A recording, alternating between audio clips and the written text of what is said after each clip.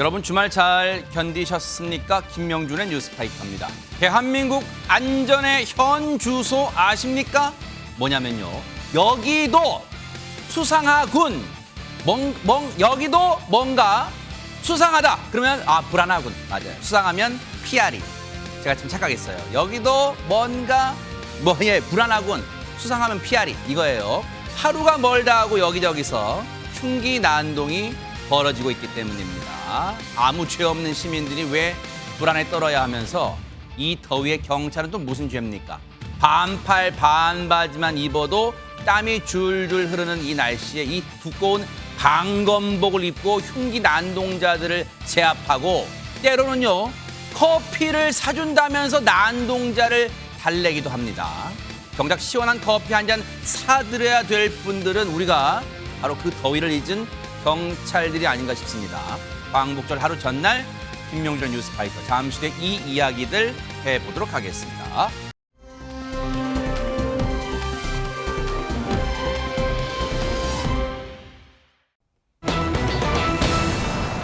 제목 보세요. 정글 얘기가 아니에요. 한 평화로운 마을에서 있었던 일이랍니다. 최정아 기자님. 네, 오늘 오전 7시 24분쯤입니다. 경북 고령군의 한 민간 목장에서요. 다른 동물도 아니고 암사자가 탈출했다라는 소식이 전해졌습니다. 어허. 경찰은요, 20년 정도 된 암사자가 우리에서 탈출해 산으로 도망쳤다라는 신고를 받고 급히 출동을 했는데요. 네. 이 신고자가 다름 아닌 목장 주인이었습니다. 어허. 농장 관리인이 어제 저녁에 사료를 줬는데 아침에 와보니까 이 사자를 키우는 우리의 문이 열려 있었다라고 이야기를 하는데요. 주변에 찍은 CCTV 역시 없는 것으로 나타나 더욱 걱정을 키웠습니다. 어허. 추적에 나선 소방당국 등은요. 경찰 127명과 소방관 26명 그리고 엽사 등을 투입해 합동수색에 나왔습니다. 지금요 사자 우리가 그 무슨 다큐멘터리 이런 거 보던 사자 하는 사자 그 사자가 탈출했다 이게 지금 믿겨지는 소식이에요. 이담 아나운서. 그러니까요. 근데 그 사자 우리와 한 2km 떨어진 곳에는 마을도 있었다고 해요. 어허. 근데 거기에는 좀 나이가 드신 분들도 많이 살고 계시다고 하고 게다가 소를 키우는 농가도 많았다고 어머나. 합니다. 그러니까 주민들이 굉장히 불안해했다고 하는데요. 탈출한 암사자가 7시 24분쯤 탈출 신고가 들어왔는데 8시 13분쯤에 경남 합천군 가야면 북두산 방면 그러니까 사자 우리로부터 한 서쪽에 있는 북두산 방면으로 이동했다고 알려지니까 관계 당국이 북두산 입산 금지 명령까지 내렸다고 합니다. 아하. 게다가 경북 고령군과 성주군 또 대구 달성군 같은 경우에는 주변에 있는 군이죠.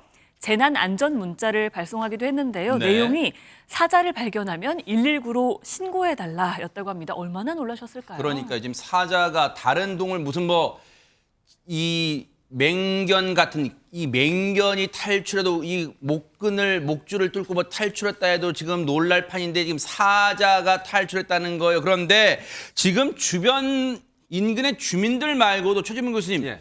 더욱 놀란 분들 또 있다는데 누구예요? 누구냐면요. 바로 캠핑하는 분들이었어요. 어머. 해당 목장에서 같이 데리고 있던 이제 사자가 탈출을 한 건데 네. 그 목장에서 700m 떨어진 곳에 캠핑장이 있는데 어머나. 그 캠핑장에 캠핑을 하러 계신 분들이 있어서 휴가를 맞아서 네. 거기에 700m 정도 떨어진 곳이니까 사자가 뛰어가면 금방 갈 수 있는 거리잖아요. 세상에. 그러니까 주인이 이 그 캠핑장을 운영하는 운영진이 이 문자를 받고 재난 문자가 왔거든요. 위험 네.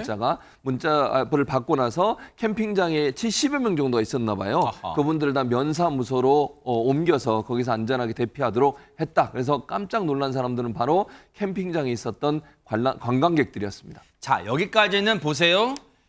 지금 암사자가 우리에서 탈출했기 때문에 일단 급하게 취할 수 있는 조치는 놀란 건 놀란 거고 빨리 주변에 재난 문자도 발송하고 인근 캠핑장에 있는 분들 빨리 대피해서 했단 말이에요. 근데 근본적인 궁금증이요. 박성배 변호사님. 우리나라의 사자가 우리에서 탈출했다. 이게 사자를 민간이 키울 수가 있어요? 이 목장은 현 주인이 1년 전쯤 인수했다고 하는데 이번에 탈출한 암사자 이름 사순이라고 합니다. 이름 사순이는 이 목장에서 새끼 때부터 20년가량 살아왔다고 합니다. 당초에는 수사자와 암사자 한 쌍이 머무르고 있다가 수사자는 수년 전에 사망하고 암사자 혼자 남아 있었다고 하는데 사실 사자는 멸종 위기 2급이라 야생동물보호법에 따라 정식 통관 절차를 거쳐야 사육할 수가 있습니다. 그런데 이 암사자 2008년 경북 봉화공에서 사육을 하겠다는 내용으로 대구지방환경청에 정식 신고는 되어 있었다고 합니다. 아하. 그 이후에 최근에는 지난해 9월 마지막 시설 점검을 받기도 했다고 하는데 문제는 정작 인근 주민들과 이장조차도 이 암사자의 존재를 몰랐다고 합니다. 어머. 고령군 설명에 따르면 이 동물농장이 소 사육 허가는 받았지만 사자 사육 허가는 따로 받지 않았다고 설명하고 있습니다. 진짜 일단 황당해요. 일단 근데 어쨌든 이 기르던 분이 탈출한 걸 뒤늦게 발견하고 신고는 했어요. 발빠르게 신고는 한 거예요. 그런데 이분은 그러면 무슨 생각으로 맹수에 속하는 사자를 키울 생각을 했을까요? 유인경 평론가님. 근데 박성배 변호사가 말씀하셨듯이 원래 본인들은 전혀 키울 마음이 없었는데요. 그러니까 그 소의 축사를 인수하는데 전 주인이 사자들을 키웠다며 같이 덤으로 준 거죠. 패키지로 준 거예요. 어허. 할 수 없이 키우게 돼서 환경청에서 사자 처리를 요청하면서 네. 동물원에 기부나 대여할 것을 요청했는데 맹수 특성상 이게 또 서열이 있다 그럽니다. 근데 이 사자가 굉장히 오래된 나이가 든 사자잖아요. 근데 큰 사자가 오면 어린 사자들을 물어 죽일 수 있거나 싸우다가 사망할 수도 있기 때문에 환경청에서부터 반려를 받았다고 얘기를 합니다. 아, 받아들일 수 없다고? 받아들일 수 없다고 하는데 저는 또 신기한 게 뭐냐면 사자 평균 수명이 10에서 15년이에요. 근데 이 여자 암사자가 20년 산으로 되면 힘도 빠지고 뭐 이랬을 텐데 왜 이렇게 서로 미루고 반려하고 이럴 차원이 아닌 것 같습니다. 네. 아니 근데 어쨌든 그렇게 환경청에서 그건 동물원에 가는 건 좀 어려워요 하다 보니까 어쩔 수 없이 민간에서 키우게 된 것 같은데 이 목장 주인분 얘기 좀 들어보시고 이어가 보도록 하겠습니다. 어떻게 하면 방법이 없어서 그냥 보호 차원에서 키웠다. 주인도 어떻게 처리를 하려고 애썼는데도 법적으로 어떻게 방법이 없어서 키웠다고 들었습니다. 기증을 하려고 애를 썼는데 동물원에서 서열순이 있기 때문에 다른 그 짐승이 들어오면 물어 죽이는 그런 게 있기 때문에 싸움을 해야 되기 때문에 안 가지고 가려고 그러고 또 나이가 늙어서 안 가지고 가려고 순합니다. 갇혀 입고 있다 보니까 순하고 뭐 애교도 부리고 같이 등도 끌고주고 뭐 이렇게 만지기도 할 정도로. 목장 주인분께서는 이 주민분들 캠핑객분들의 이 걱정과 공포를 덜어드리기 위해서 순하다고 하실 수는 있지만요. 우리가 개물림 사고 때도 우리 개 안 물어야 하지만 개는요. 그 특유의 뭔가 이 야수성, 야성을 갖고 있잖아요. 그러면 맹수잖아요. 사자. 최정화 기자님.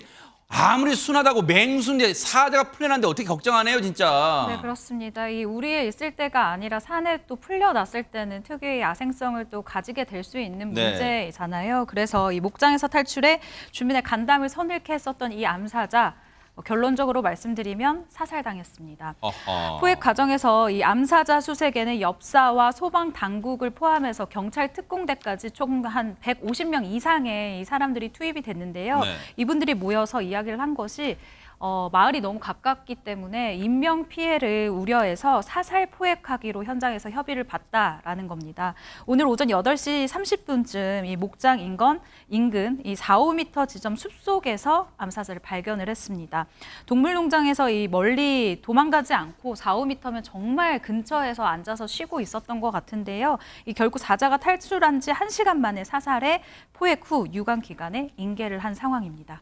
그러면은 앞서 사진 좀 보여주시면 처음에 사살당하기 전에 그 풀숲에 빼꼼히 앉아있던 거 있잖아요. 그 사진은 이제 사살되기 전에 이제 그런 거잖아요. 어분하기 삼면 찾는다 하는 말처럼 멀리 도망갔을 줄 알았는데 그 목장 우리에서 나와서 근데 세상에 코앞에 있었어요. 4-5m. 그러면 목장 주인분 말씀처럼 순하긴 순한가 봐요. 어떤 먹이를 찾아 막 저기 이 산으로 가서 막 돌아다니고 한 건 아니고 그 우리를 뛰쳐나오긴 했는데 정작 갈 데는 없었나 봐요. 저렇게 다소 곳이 숲을 사이에 앉아 있었는데 목장 주변 4-5m 지점, 40m, 50m도 아니고요. 4-5m 지점인데 결국은 탈출한 지 1시간 만에 사살됐대요. 사람 마음이 좀 간사해요. 사살됐다니까 또 마음이 안쓰러워요. 그럼 최재문 교수님, 예. 저렇게 순하게 앉아 있을 정도면 뭐 마취총을 쏜다거나 할 수 있을 때 왜 사살이라는 방법을 택했을까요? 지금 현재 이제 그 일을 집행했던 사람들의 주장은 불가피한 선택이라는 얘기를 하고 있어요. 이유가 뭐냐면 암사자가 일단 맹수다. 그리고 민가가 가깝잖아요.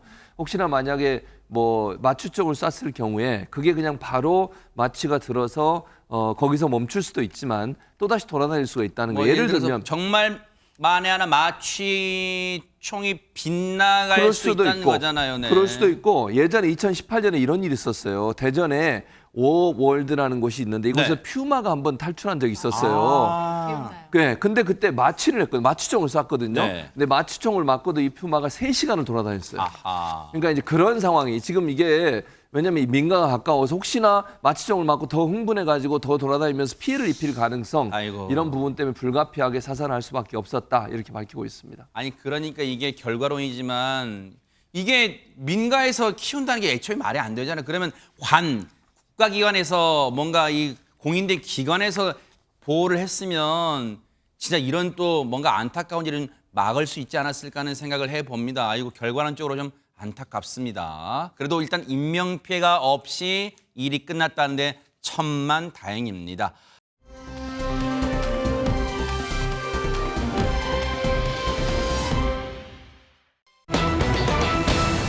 참 북한의 김정은 위원장이라는 사람요 참 가지가지한다는 생각 드는 게 뭐 백마 타고 뭐 백두산 올라가는 모습은 여러 차례 봤습니다만 박성배 변호사님 또 이런 건 처음 봤다면서요.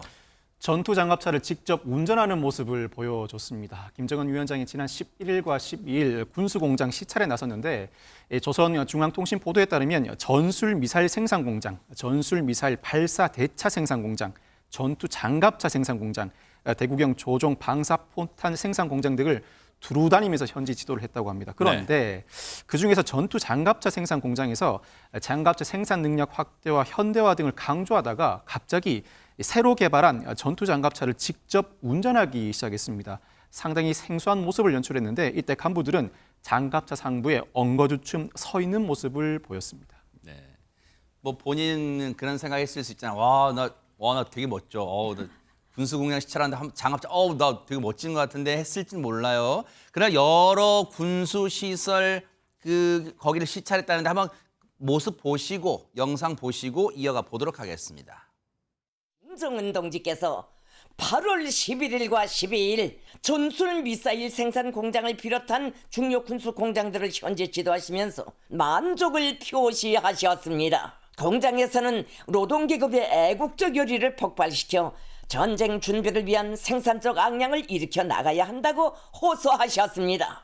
김정은 동지께서는 전투 장갑차 생산 공장을 현재 지도하시면서 새로 개발한 다용도 전투 장갑차를 직접 몰아보시면서 압도적인 군사력과 확고한 준비 태세를 철저히 갖춤으로써 적들이 감히 무력을 사용할 엄두를 내지 못하게 만들며 만약 접어든다면 반드시 괴멸시켜 버려야 한다고 말씀하셨습니다.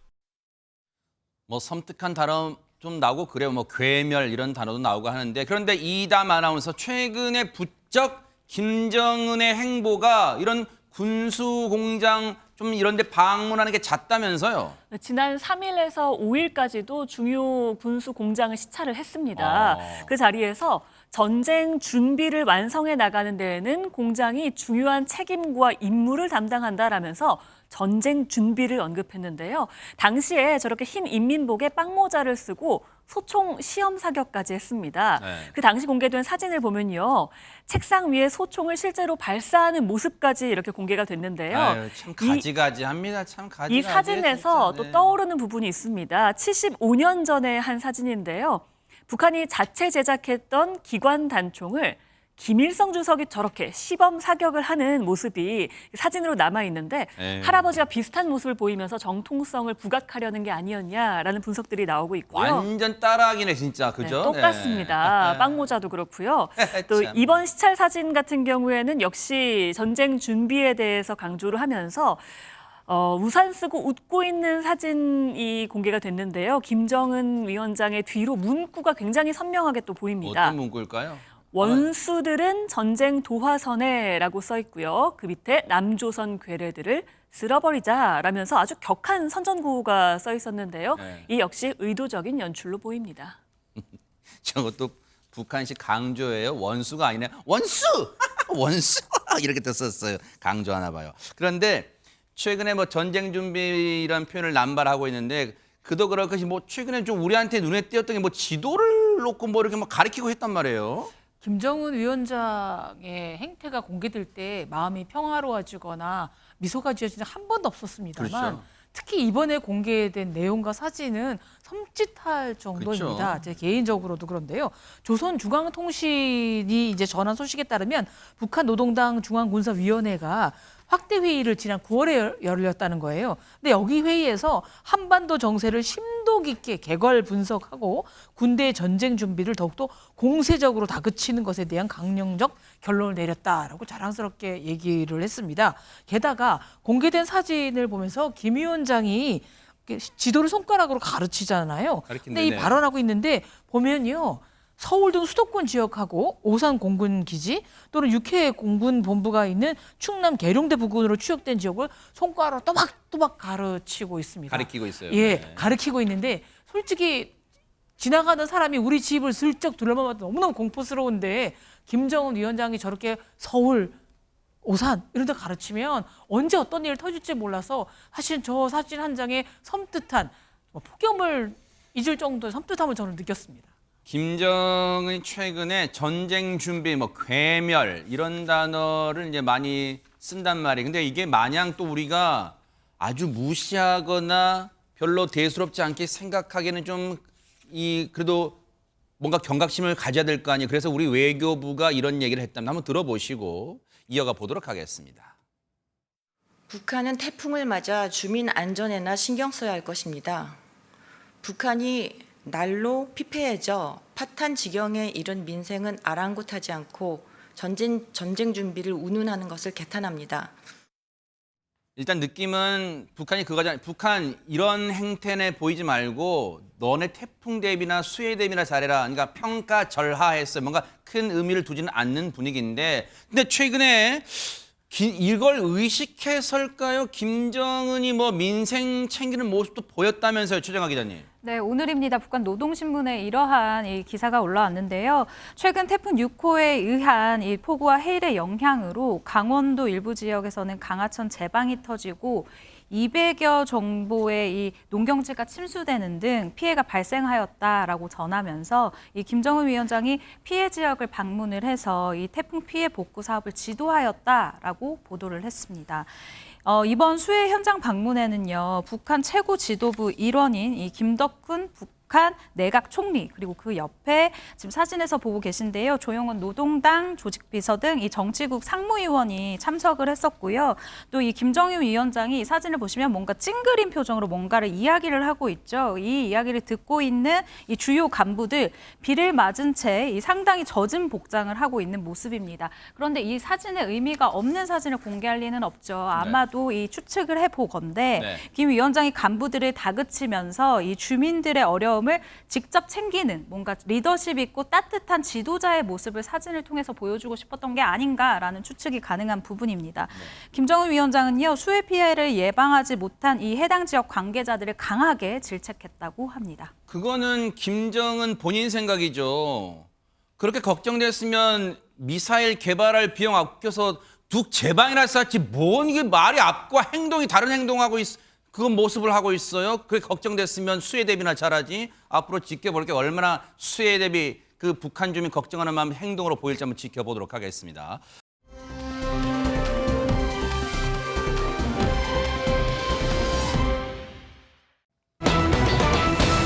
오늘 아주 상당히 오랜만에 들어보는 이름, 이 인물이 관심을 끌었습니다. 이담 아나운서. 네, 바로 로버트 할리 씨입니다. 어허. 로버트 할리 씨는 1997년에 이제 한국으로 귀화해서 하일이라는 이름을 쓰고 있기도 아하. 하죠.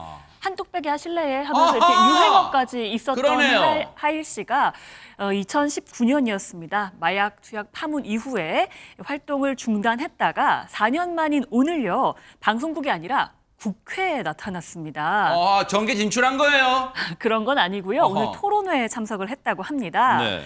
일단 옆에 로버트 할리 씨가 참석한 토론회를 주최한 사람은 태영호 국민의힘 의원입니다. 태영호 의원도 아마 오랜만에 모실 겁니다. 당원권 3개월 정지 징계를 받았다가 징계가 지난 10일 날 풀렸거든요. 그 이후에 굉장히 활발한 활동을 하고 있는데 오늘 국회에서 해외 청년들에게는 술보다 흔한 마약 토론회라는 제목으로 토론회를 열었습니다. 이 자리에는 강남 구의원, 서울 시의원들도 참석했는데 국내외 대학생들도 참석을 했다고 해요. 네. 이 자리에 할리 씨가 참석해서 한국에서의 마약 근절 대책을 논의했다고 합니다.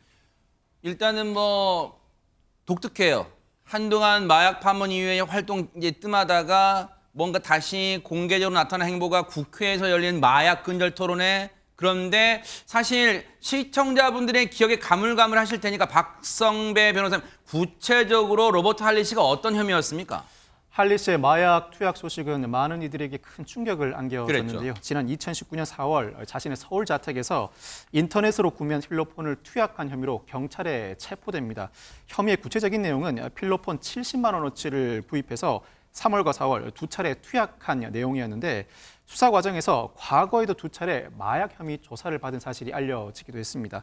2017년과 2018년에도 조사를 받았지만 돌연 미국으로 출국한 뒤에 온몸에 제모를 하고 귀국하는 바람에 입증할 증거를 확보하지 못한 것으로 알려졌습니다.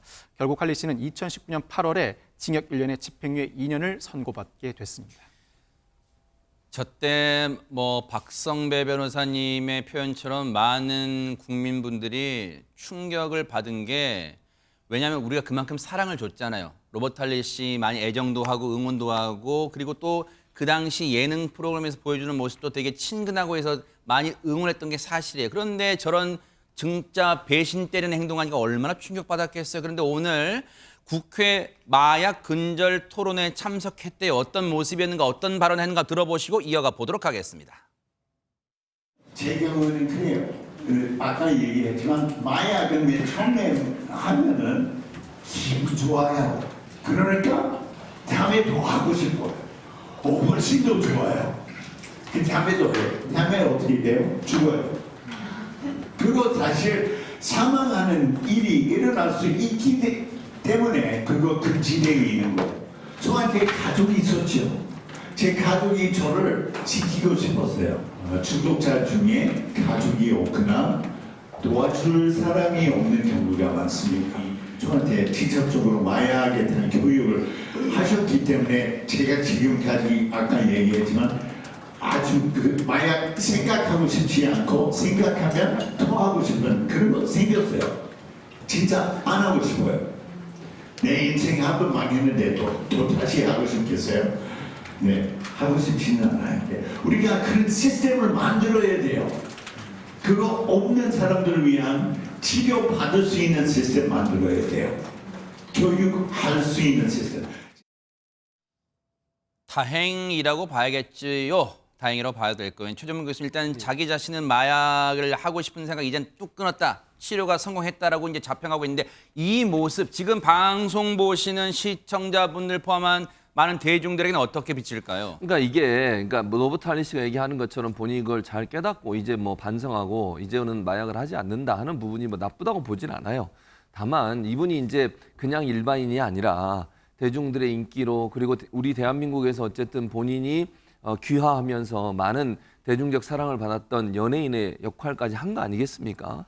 그런 분이 이런 말을 이 기회에 국회라는 곳에 나와서 하는 것에 대해서 약간 좀 의심을 하는 분, 제가 의심이라고 표현하는 부분은 뭐냐면, 연예인들이나 이렇게 마약에 관련된 문제 있는 분들이 이제 복귀를 하려고, 방송이나 연예계에 복귀하려면 어떤 계기가 반드시 필요하거든요. 네.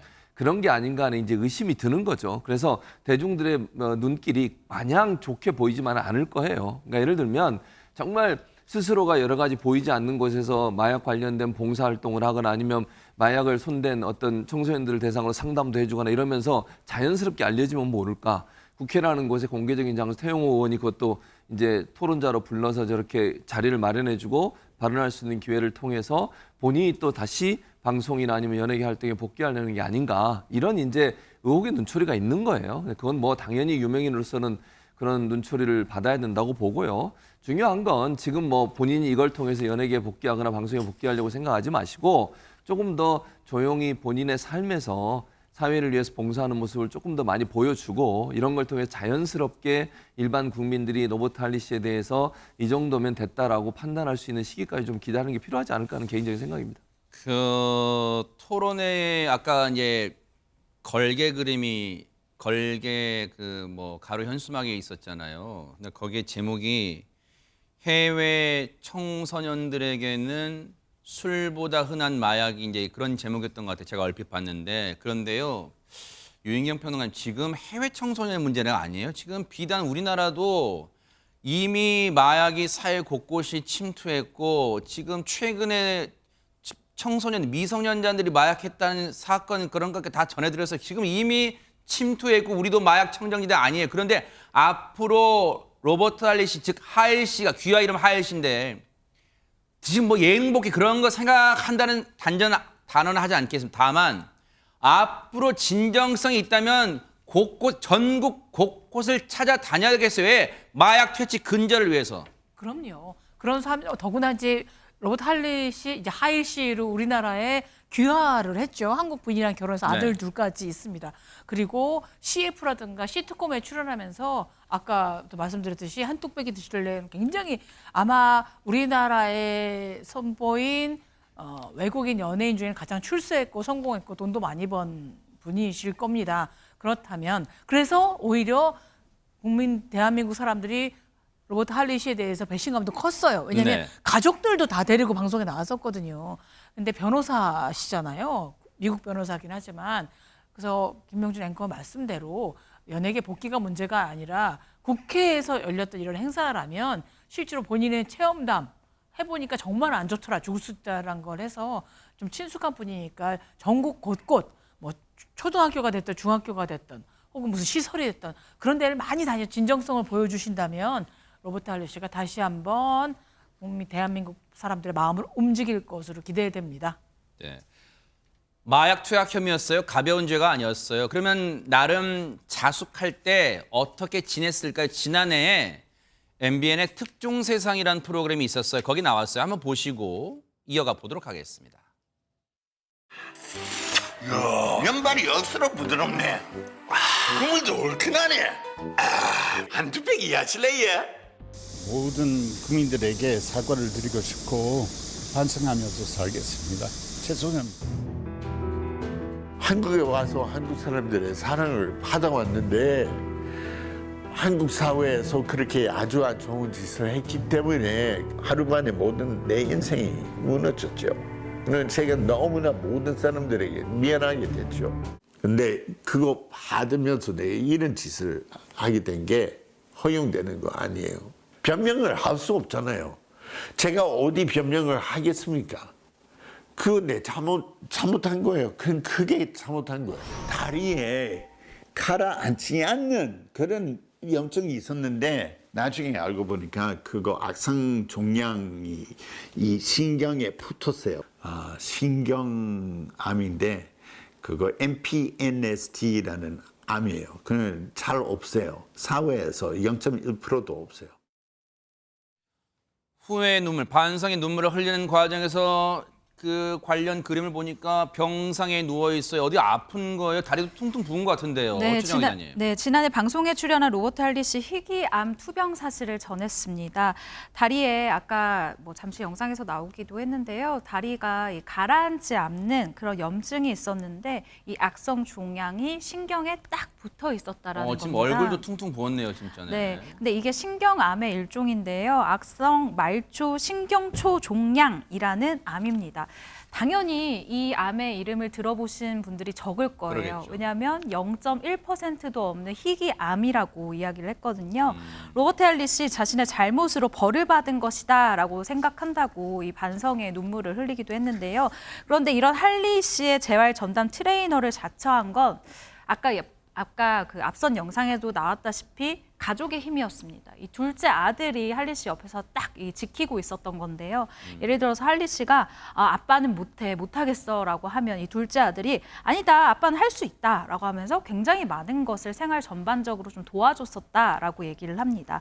이후 할리 씨 이 스테로이드 부작용으로 온몸이 퉁퉁 부은 아까 여러분들이 보신 그 사진을 SNS에 게시하기도 했는데요. 이 당시 사진을 보시면 눈에도 양쪽 크기가 달라요. 그러니까 붓기가 또 다르게 올라올 정도로 굉장히 온몸이 부어 있었는데 그나마 다행인 건 지금은 건강은 회복된 상태라고 하고요. 네. 자연스러운 얼굴을 되찾고 또 일상을 찾는데 노력하겠다라고 약속을 했습니다. 일단 건강 회복한 것은 이 다행이에요. 왜냐하면 과거 잘못은 과거 잘못이다 하더라도 일단 건강은 회복했대요. 그런데 앞서 마약을 자기가 근절할 수 있었던 배경에는 가족의 도움, 거기다 주변의 도움이 있었다는데 그 주변의 도움 혹시 이분일까요? 얘기 들어보시고 이어가 보도록 하겠습니다. 회복자들이 예. 모임 같은 거에 저도 같이 예. 갔어요. 예. 가서 하리 씨한테 뭔가 나쁜 길이를 주는 사람이 있을까 걱정해가지고 제가 가가지고 그래. 계속 지켜보고 있었어요. 매일 연락해요. 그냥 매일. 전화 안 받으면 받을 때까지 계속 전화하고 문자하고. 완전히 연락 끊는 친구도 있어요. 근데 연락 안 끊는 사람 몇 명이 있어요. 그래서 그 사람들은 너무 고맙게 생각하고 제일 중요한 사람 중에 하나가 바로 사유리예요. 사유리. 약간 실망하는 것보다 약간 못 믿었어요. 계속 하면서 진짜로 걱정도 많이 하고 그리고 정말 이상한 행동하면 바로 경찰에 신고하려고 기다리고 있어요. 근데 저는 하리 씨가 진짜 조금 더 좋은 길이 가고 더 앞으로는 사람들한테 실망시켰으니까 한번 다시 그거를 회복하는 거는 엄청 시간이 많이 걸려요. 그래도 많이 노력했으면 좋겠어요. 방송인 사유리 씨한테 이런 다정다감한 면이 있었는 줄 좀 처음 알았네요. 그러니까 사유리 씨도 사실은 이제 외국인 출신이잖아요. 사유리 씨나 할리 씨 같은 경우가 이제 우리나라에 외국인 출신이 들어오셔서 방송 활동을 통해서 유명인이 되고 인기를 누리는 그런 이제 같은 케이스죠, 사실은. 그런 점에서 어떤 동병상련이랄까 이런 부분이 좀 느껴졌을 거예요. 그러니까 사유리 씨 입장에서는 로버트 할리 씨에 대해서 지금 저렇게 이제 어려움을 겪고 있는 부분에 대해서 어떤 연민이나 이런 부분이 있을 거라고 저는 봅니다. 그건 뭐 지극히 자연스러운 것이고요. 네. 그래서 개인적으로 연락하고 이런 부분은 저는 뭐 잘하고 있다고 생각해요. 네. 서로 힘이 되어주고 용기를 주고 다만 이제 아까도 제가 잠깐 언급해드렸습니다만 대중이 어떻게 보느냐는 대단히 중요해요. 특히 연예계나 방송계에 다시 복귀를 하는 문제는 그냥 단순히 친분 관계, 친맥 관계 이런 걸로 연결될 수 있는 부분은 아니거든요. 누가 누구를 추천해주고 이렇게 해서 해결될 수 있는 문제는 아니에요. 그래서 끊임없이 로버트 할리 씨에 대해서 응원의 메시지를 개인적으로 보내는 거는 저는 계속하는 게 필요하다고 보고 다만 할리 씨 같은 경우에는 앞으로 얼마나 대중들에게 받아들일 수 있을 만큼의 여러 가지 활동들을 하느냐. 제가 말하는 활동이라 함은 보이지 않는 곳에서 일반인들이 보고도 참 많이 변했구나. 네. 저 사람 참 열심히 사네. 네. 라고 하는 모습이 보일 때까지 본인을 이렇게 겸손히 내려놓고 네. 헌신하고 봉사하는 모습이 반드시 필요하다. 그것이 대중의 시선을 바꿀 수 있는 유일한 방법이다. 이런 생각이 듭니다. 그럴 거라고 믿습니다. 한번 응원할게요. 그래서 전국에 마약 재소자들인데도 가고 마약으로 고통받는 재활 프로그램 그 사람들한테도 가서 강연하세요. 목에 피가 터져라 강연하세요. 정말 마약은 나쁜 것이다. 정말 그런 일을 한다면 진정성이 받아들여지지 않을까 그런 생각해 봅니다.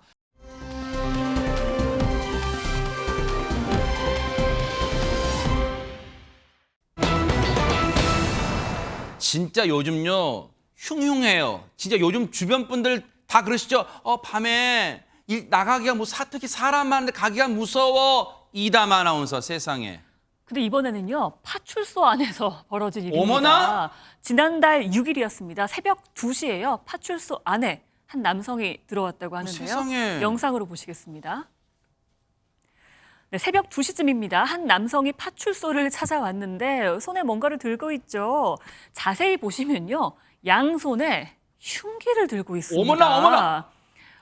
무슨 어머머머. 쌍칼도 아니고요. 이 흉기를 들고 파출소 안까지 들어온 남성 알고 보니까 동네에서 아주 유명한 주취 난동자라고 합니다. 하하. 이날도 역시 술을 마시고 왔다고 하네요. 아니 평소에도 알 정도의 주취 난동자 근데 무슨 호랑이 굴러 들어가는 것도 아니고 흉기를 들고 지금 다른 것도 아니고 파출소로 들어간 이후에는 어떻게 됐을까? 일단은 진짜 긴장됩니다. 그 이후의 상황 좀 보시고 이어가 보도록 하겠습니다. 얘기 들어드릴게요. 안쪽으로 가세요.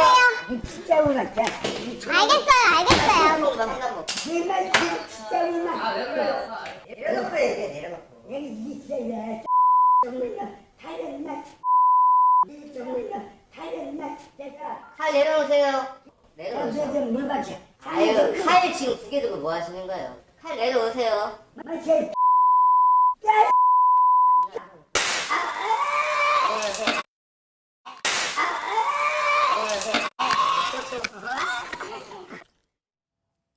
지금 마지막 장면 무슨 상황이 일어난 겁니까, 최재봉 교수님? 테이저건을 쏜 거예요. 아하. 왜냐하면 지금 경찰 보셨지만 대응을 처음부터 테이저건을 쏜 게 아니에요. 그러네요. 네. 그러니까 이유도 없이 그냥 경찰서를 찾아온 거예요. 아하. 흉기를 들고 그것도 2개를 양손에 들고 흉기를 들고 방금 보셨죠? 욕설하고 막 협박하고 그리고 더 위험한 건 경찰들이 가까이 가서 흉기를 휘둘러요. 마지막에 경찰들이 차면 내려놓으세요. 말 들어드릴 테니까 내려놓으세요. 계속 얘기하잖아요. 네. 그런데 저 상황이 되면 더 이상 이제 막을 수가 없는 거예요. 그러니까 상습적으로 주치 행위를 했던 사람이고 그런 사람이 지금 경찰서까지 찾아와 저 흉기 휘두르는 거 보세요. 경찰 앞에 가서 네네. 얼마나 위험해요. 네. 그래서 경찰이 불가피하게 테이저건을 쏴서 저 남성을 제압을 하게 된 겁니다. 경찰 출신이신 우리 박성배 변호사님 보실 때는 일단 대응을 잘 한 건가요? 어떻습니까? 더 위험한 상황이 발생하기 전에 테이저건을 발사한 것 자체는 적절해 보입니다. 다소 과하다고 평가하는 분도 있을 수 있겠습니다만 저 상황에서는 불가피했던 것 같고 어느 파출소 지구대나 동네에서 유명한 주치 난동자는 있기 마련인데 통상은 술에 취해 찾아와서는 장시간 자기 신세 한탄을 하고 상황에 따라서 삿대질을 하는 정도이지 양손에 흉기를 들고 위협하는 경우는 흔치 않습니다. 이 경우는 특수 공무집행 방해죄가 적용되는데 법정형이 징역 7년 6월 이하 등입니다. 통상 공무집행 방해 행위를 한다고 하더라도 다음 날 자신이나 가족들이 경찰을 찾아가서 사과를 하면 경찰이 공무집행 방해 행위에 대해서는 합의를 하지 말라고 권고함에도 불구하고 통상 경찰관들은 마음이 약해져서 합의를 해주는 경우가 많습니다. 그렇지만 이 사안만큼은 즉 흉기를 들고 위협한 이 사안만큼은 합의 가능성이 지극히 낮고 그 경우에는 법정에서 실형이 선고될 가능성이 상당히 높습니다. 걱정되는 건요. 혹시라도 실형이 아니라 또 설령 실형을 살다 나왔더라도 무슨 복수심 그런 거에 또 이 경찰분을 찾아가서 해코지 할까 봐 걱정되는데 제발 이번엔 반성하기 바랍니다. 그런가 하면 진짜 왜 그래요? 이번엔 흉기 든 남성의 길거리를 활보했답니다. 최정아 기자님. 네, 지난 8일입니다. 제주 서귀포시 조용한 한 마을에도요. 흉기를 든 남성이 나타나 이 마을의 주민들이 정말 공포에 질렸습니다. 흉기를 든 남성을 발견한 신고자가 차 안에서 말을 걸었어요. 그랬더니 이 남성 굉장히 공격적인 반응을 보이면서 이 신고자를 막 겁을 줬다고 하거든요. 이 신고자에 따르면 이때 이 남성의 눈빛까지 굉장히 이상해 보여서 나 경찰에 신고해야 되겠다라는 생각으로 바로 신고에 임했습니다. 실제로 이 경찰이 출동을 해보니까요. 이 남성 50대로 보여졌고요. 이 남성 실제로 흉기를 들고 마을을 배회하고 있었다고 합니다. 자, 흉기를 들고 가만히 제자리에 앉아 있어도 위험할 판인데 배회하고 있어요. 지금 돌아다니고 있어요. 지금 일촉즉발의 순간이잖아요. 빨리 검거해야 될 거 아니에요. 어떻게 검거됐고 제압했냐 한번 보시고 이어가 보도록 하겠습니다. 칼 내려놓고. 오전에 봤잖아요. 영상 찍으세요. 찍고 있어. 오전에 만났잖아요, 우리. 네. 커피 한잔 하러 가. 네, 칼 내려서 칼. 칼 그러면 안 돼. 찍지 마라. 그건 안 돼. 그러면 안 돼. 우리가 얘기 들어줄게. 얘기 다 들어줄게. 죽지 마. 죽지 마. 137, 207. 왜? 괜찮아요? 커피 한 잔에 아이스 커피 사줄게. 수박초. 일단 오늘 우리 저기 파주소 가서 말씀을 좀 들어보게.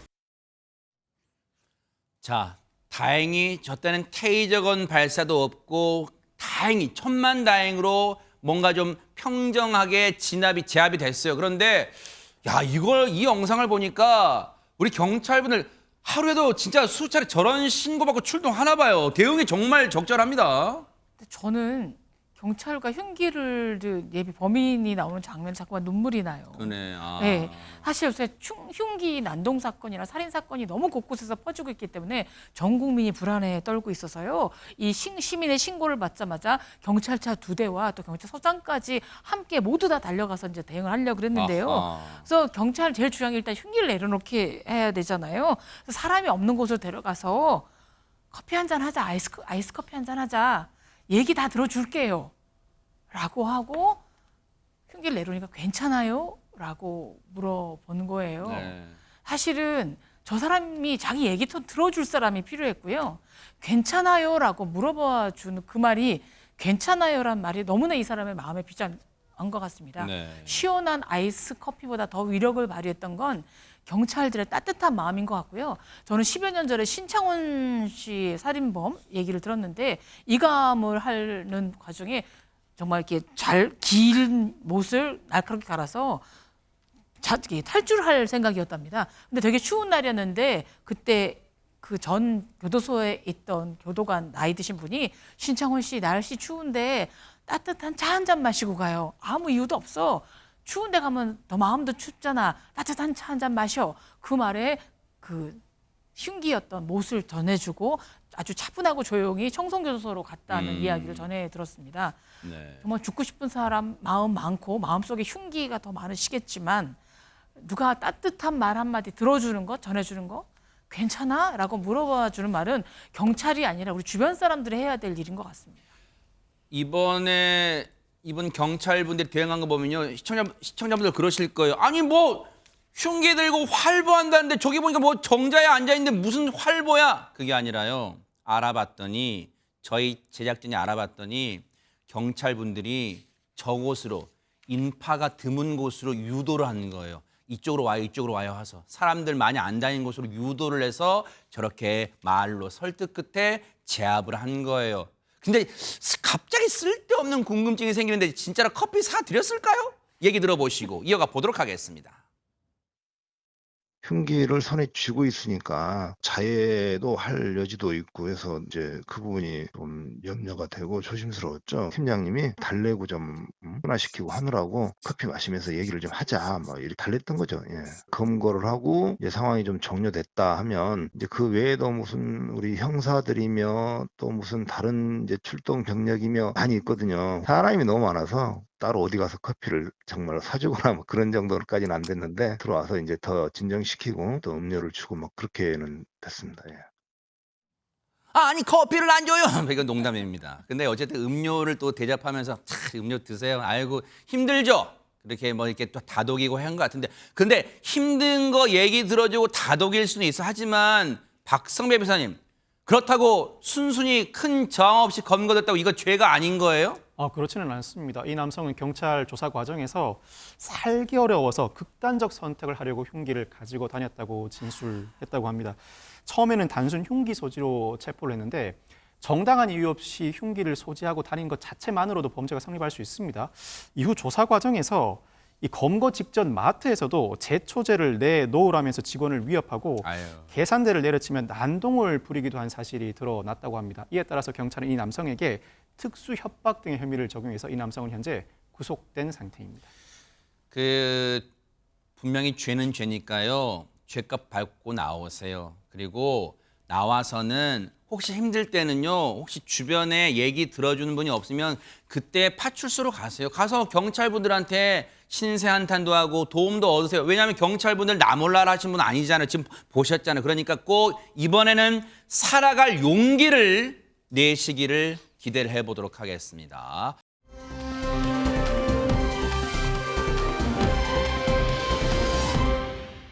그런가 하면 이번엔 어디로 가볼까요? 박성배 변호사님. 인도로 가보겠습니다. 여기에서는 내가 보트가 되고 보트가 내가 되었다고 할 수 있을 정도로 선수들이 혼연일체가 된 경주가 펼쳐졌는데요. 영상으로 확인해 보시겠습니다. 이 사람들의 뜨거운 환호 속에 보트 경주대회가 열렸습니다. 영차 마치 한 몸처럼 노를 젓는 선수들. 일사불란한 몸짓에 보트의 모터가 달린 듯이 진짜 빨라, 진짜. 엄청난 진짜. 속도로 질주를 합니다. 어머. 이날 대회에는 72척의 배가 참가해 화려한 레이스를 뽐냈다고 하는데 이 모습을 보기 위해서 현장에 수천 명의 관중들이 모여들었다고 어머 대박. 혹시 유인경 변호사님 제 고질병이 의심 많은 병인데 네. 저거 모터 달아놓고 일부러 노전을 신용한 거 아니에요? 진짜 빠른데요, 진짜? 아닙니다. 어허. 진짜 저거는 수동입니다. 어머, 그래요? 네, 자동이 어허. 아니라 수동인데요. 네. 현지 시간 12일 아주 이게 지역 이름이 발음하기 힘들어서 제가 읽겠습니다. 네. 인도 케랄라주 알라푸자에서 열린 네루 트로피 보트 경주대회에서 벤보트라고 불리는 아주 전통 보트라든가 이런 카누 같은 게 열렸는데요. 72척의 배들이 저렇게 깜짝 놀랄 만큼 일사불란하게 하고 있는 거죠. 네. 그런데 네루 트로피란 건 뭐냐면 인도 초대 총리인 네루 총리의 이름을 딴 대회고요. 네. 뭐 벌써 69회를 맞아요. 어머, 그래요? 내년이면 70회, 7순을 맞고 있는데 네. 이 경주를 보기 위해서 저 선수들만이 아니라 정말 8월에는 전 세계에서 수천 관객이 방문해서 저 지역이 관광 명소로 떠올랐습니다. 네. 어쨌든 역사와 전통이 있는 69회째라는데 대신 사람이 많이 모인 곳은 뭐라고요? 꼭 방역 수칙도 잘 지켜주기를 당부를 드릴게요.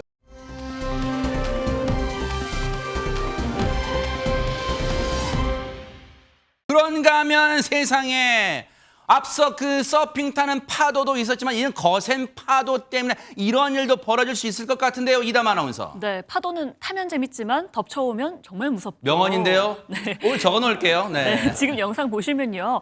어우, 다행이다 아하. 라는 생각이 절로 드실 겁니다. 영상으로 한번 보시겠습니다. 네, 영국의 한 부둣가입니다. 사람들 주변으로 큰 파도가 계속해서 이렇게 부딪히는 아이고. 모습이죠. 이 난간 쪽에 보시면 한 여자아이가 빨리 들어오죠. 이 난간을 꼭 잡고 있는데요. 들어와요. 갑자기 몰아친 파도가 안 돼, 안 돼. 저렇게 네, 소녀를 어머머머. 순식간에 휩쓸어 어머머머머. 가버립니다. 어머! 소녀는 난간에 아주 힘겹게 매달려 왜? 보기도 했지만요. 어떻게? 지금 파도 굉장히 거세거든요. 바다에 빠져서 떠내려가고 있습니다. 더 멀어져. 주변 사람들이요. 구명 튜브 가져와서 저렇게 던지려고 하는데 바다에 아무리 던져봐도 파도가 너무 거세기 어떡해요? 때문에 닿지도 않습니다. 결국 부둣 끝으로 달려가는 한 사람. 떠내려온 소녀에게요. 손을 내밉니다. 자, 천만 다행으로 손을 잡습니다. 아, 정말 큰 사고로 이어질 뻔한 아찔한 순간이었습니다. 와, 그래도 저 나쁜 파도가요. 처음엔 사람을 덮쳤다가 그나마 반성했는지 그래도 이 사람들 있는 쪽으로 파도가 좀 도와줘서 천만다행이었어요. 최정아 기자님. 네, 맞습니다. 이 일은요, 현지 시간 지난 3일 오후 7시경에 이 영국 잉글랜드 항구 부두에서 친구들과 함께 놀고 있던 소녀가 큰 파도에 휩쓸려서 바다에 빠졌지만 정말 천만다행히도 구조되는 이 모습을 고스란히 담은 영상이었는데요. 이 한만 이 관리소장은 항구에서 절대 이 방심해서는 안 된다라는 것을 일깨워준 사건이다. 이 소녀가 큰 부상을 당하지 않은 것은 정말로 행운이다라고 이야기를 했습니다. 영상 보신 분은 아시겠지만 저 때는 나 수영 선수 이거 안 통하잖아. 저 거대한 파도는요 사람을 끌고 가잖아요. 절대 저런 무모한 행동, 방심하는 행동 하지 말기를 바랍니다.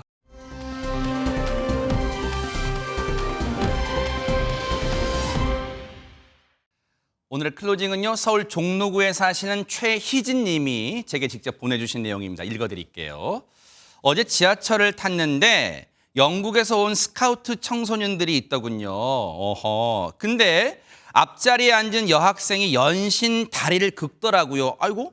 자세히 보니까 벌에 쏘인 것처럼 다리 여기저기가 퉁퉁 부어 있었어요.